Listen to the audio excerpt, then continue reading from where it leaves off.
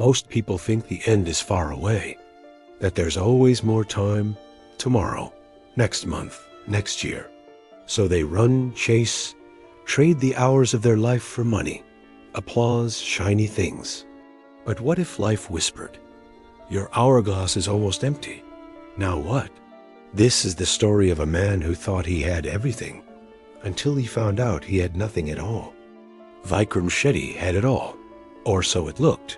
Tall glass office, 6 cars, a house so big it had rooms he'd never stepped into, 2 phones that never stopped ringing, a team that called him sir with fear, not respect. He was ruthless, cut deals that crushed families, fired people before Christmas, bribed officials to win contracts he didn't deserve. At parties, he laughed too loud, poured too much whiskey, told the same story of how he built it all from scratch. But he was always alone when the lights went out. His wife, Maya, had left years ago, tired of talking to a ghost whose eyes were always on the next big thing.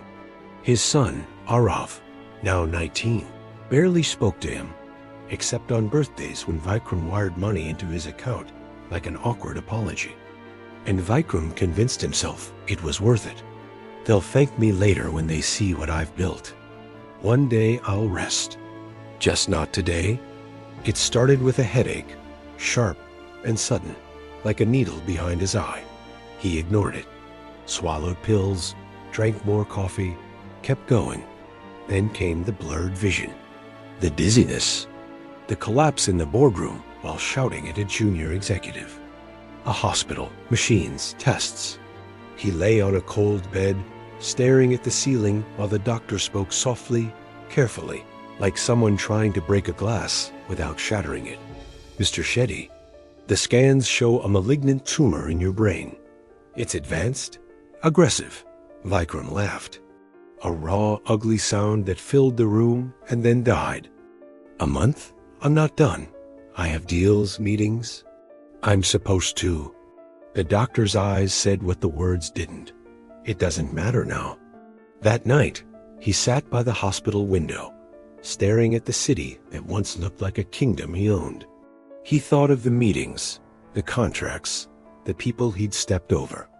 And for the first time, he wondered, would any of them come to his funeral?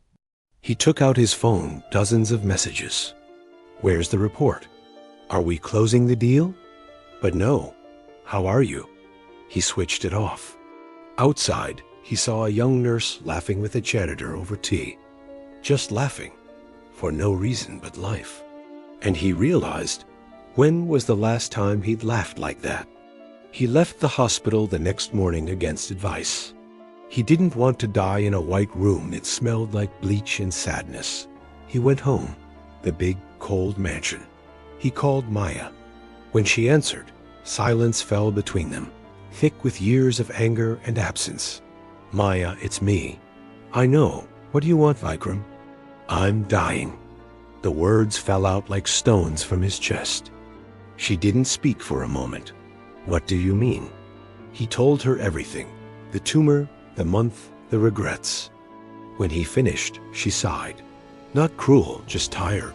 "What do you want from me now?" He swallowed hard. "I want to see Arav.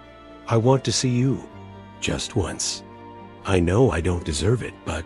He could not speak and disconnected. Next day, Arav came, reluctantly. He stood in the living room, arms crossed, bag slung over his shoulder, like he couldn't wait to leave. Vikram looked at the boy. No, the man he barely knew.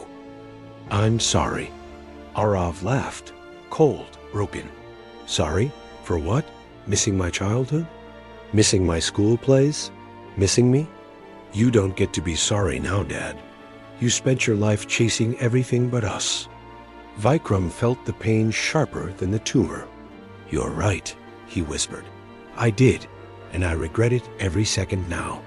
For a moment, Arav's anger cracked. Behind it, hurt. So much hurt. "What do you want from me?" Arav asked, softer. "Nothing. Just a chance to look at you and remember I made one good thing in this world." In the next weeks, Vikram sold half his assets. He donated anonymously to people he'd once crushed with his greed. He visited an old friend he'd cheated out of a contract. They didn't forgive him, but they listened. He sat with Maya. They didn't fall in love again, but she let him hold her hand. And in that small mercy, he felt more peace than any deal ever gave him. He asked Arav to come see him again, and Arav did. They sat on the porch together, drinking tea, watching the rain. No fancy cars, no phones, just rain. "What's it like?" Arav asked. "What? Knowing you're dying?" Vikram looked at his son, the son he'd traded for boardrooms and bank balances. "It's like waking up from a nightmare, and realizing the nightmare was the life I thought I wanted." Arav said nothing, but he stayed. That was enough. On the 31st day, Vikram lay in the same hospital bed he'd sworn he wouldn't return to. The machines hummed. His breathing was shallow.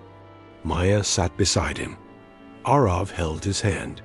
His eyes fluttered open one last time. "I'm sorry." A tear slipped down Maya's cheek. She nodded. "I know." Vikram turned to Arav. His voice was a rasp, a whisper of a man who once roared. "Don't be like me. Be better. Live now. Please." Arav squeezed his father's hand, the first time in years. "I will, Dad. I promise." And with that promise echoing in his mind, Vikram Shetty, the man who spent his life chasing more, closed his eyes. And for the first time in years, his face looked peaceful. He chased the world, but missed his own life.